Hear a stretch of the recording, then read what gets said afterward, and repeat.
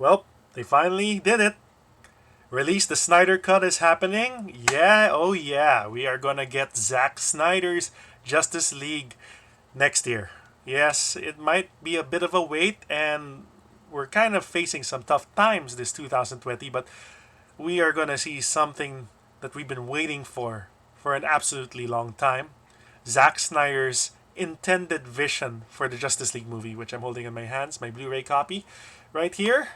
And hey guys, Timzster here, coming to you just hours after the news that Zack Snyder dropped a bombshell during the Man of Steel watch party that he held along with Henry Cavill and a few other guests online in the wee hours of the morning in Philippine time. But in the States, it was morning or afternoon. Then he dropped a bombshell announcement that he and Warner Brothers and DC Films have come to an agreement to release the Zack Snyder cut of Justice League. So, if you remember the storied and well documented history of the Justice League movie, there were lots of changes and forced production alterations, whatever you want to call it, just to shorten the length of the movie, and things that drastically shifted the tone away from what Zack Snyder's vision was. I mean, you watched Man of Steel.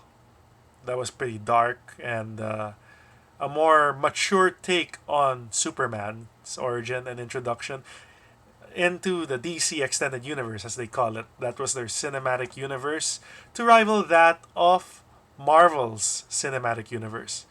And they kind of jumped the gun on that. They were trying to fast track everything, and so we had the next movie, which was Batman v Superman: Dawn of Justice, which the theatrical cut left a lot to be desired. It was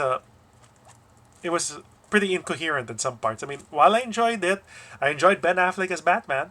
I'm a fan. I'm wearing the shirt right now. Batfleck forever, and I even cosplayed the character. And Gal Gadot's Wonder Woman. How can you go wrong with that? And of course, Henry Cavill as Superman. He has a thumbs up to me, but it's just the story, the pacing, left a lot to be desired. But it teased a lot of things which were dark in nature, a darker story, if you will, to progress towards a Justice League movie that we could all look forward to, but that's not what we got. And eventually, when BVS went into home video, we got the Ultimate Edition, which to me was more sensible. And it was edited correctly. They added 30 more minutes of footage, so it expounded on the story, made things make a lot more sense. And yeah, we got more action with Batman fighting Superman, but still not for the more logical reasons that you'd expect from a superhero beatdown. Anyway, it is what it is. We got that. Then they shifted the tone. Warner Brothers wanted it to make it more lighter in approach. So Wonder Woman came along, and we know how that turned out. Great. So we were expecting a lot going to Justice League, and what we got was, it was serviceable. I mean, not bad, but serviceable. A lot of things were cut, and unfortunately and tragically, Zack Snyder had to step away from post production duties due to a family tragedy, and Avengers director Joss Whedon stepped in to fill in the void. And now, fast forward nearly over 3 years later, and we are going to get Zack Snyder's Justice League in 2021 as part of HBO Max, the new streaming service that's coming to HBO at the end of this month. So we can look forward to that. If you've read the news online, and I've also blogged it in my site, popculturecrusader.blogspot.com, Zack Snyder made that surprise announcement during the Man of Steel watch party and didn't reveal too much, but he teased that it's going to be epic, it's going to be long, and the guesses are it could be as long as 4 hours. And maybe, if not that, they might turn it into a series. So who knows? All we know is that it'll include Darkseid, and this time, Zack Snyder, I hope he gets it right. And while not that many people are fans of his artistic interpretation of the DC universe on film, or the DC Extended Universe, For me, I'm okay with it. I mean, it's his vision, so I want to see what his vision would have been if there weren't any alterations by the bigwigs, and of course, if he didn't experience that family tragedy. Now we're gonna get something akin to the Richard Donner cut of Superman 2. And or the Ultimate Edition of BVS. Anyway, I collect these. I'm a comic book collector and I'm a fan. So all I'm gonna say is I'm very happy for the release this Snyder Cut movement. So we're getting that. The Snyder Cut is happening. Best news to happen for fans of DC films. And while it's a hit or miss, and they've been trying to get back on track. You have hits like Wonder Woman and Shazam, and Aquaman, of course. Let's hope that we can see at least what Zack Snyder had intended for audiences with his version of the Justice League. Now, shifting to more disappointing news on the DC landscape, specifically on the CW, is uh, Batwoman star Ruby Rose has decided to uh, leave Batwoman. So she's resigning from the role, and it'll have to be recast for season 2. At least she finished the season, but more or less from what the reports say, that the decision wasn't made lightly, and there were several factors, but among speculations is that it was because of her back injury and the work schedule. We don't know, but several news outlets have been reporting it. But Ruby Rose has stated that it's nothing like that.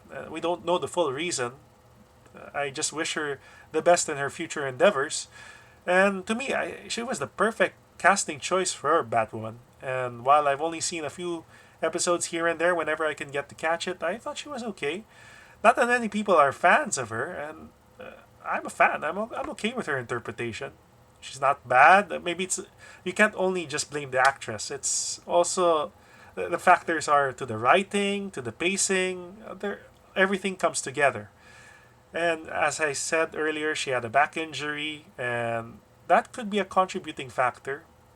We'll never know until they say something about it. But it could also be the work schedule and the demands. The pressure could have gotten to her, or she just couldn't take it, or couldn't commit anymore. So this might be for the best, and whoever's going to fill the role of Kane, Bruce Wayne's cousin, now that they're introducing some interesting story arcs ported from the Batman universe and comics, we'll just have to see who fills those shoes. And Arrowverse producer and head honcho Greg Berlanti has stated that they're going to choose someone again from the LGBTQ community. So whoever that's going to be, and it's going to represent Kane well.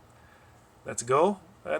Don't hate on the actress, and there are many factors there that could have explained why she decided to leave, but we can't really force someone to stick around if they can't commit anymore. So Ruby Rose, good luck wherever you're gonna go next, and let's look forward to who Batwoman will be next, and if she has the same chemistry as Ruby Rose did with the rest of the Arrowverse characters. And I've seen Elseworlds and Crisis on Infinite Earths. She was okay, and she even got to interact with Kevin Conroy's Batman, or an older, jaded Bruce Wayne, in that epic crossover based on that epic storyline, which took some liberties, but still, at least she got to do it. So good luck, Ruby, wherever you're going. And that's it for my set of DC themed news. Talking about Zack Snyder's Justice League coming to HBO Max next year in 2021, and of course the sad news that Ruby Rose had to depart from Batwoman, and Season 2 will be recasting the role. So, thanks for watching, and do subscribe to my YouTube channel, and follow me in my social media accounts. I'm at Facebook, Twitter, and Instagram. In Facebook and Instagram, it's Timzster, Timzster. In Twitter, it's the Timzster, Timzster. And you can follow all my news, all my reactions, all my whatchamacallits, and whatever I want to share. Cosplay, comics, games, movies wise, and anything pop culture, I'm there. So please stay safe, take care, and I'll see you guys next time.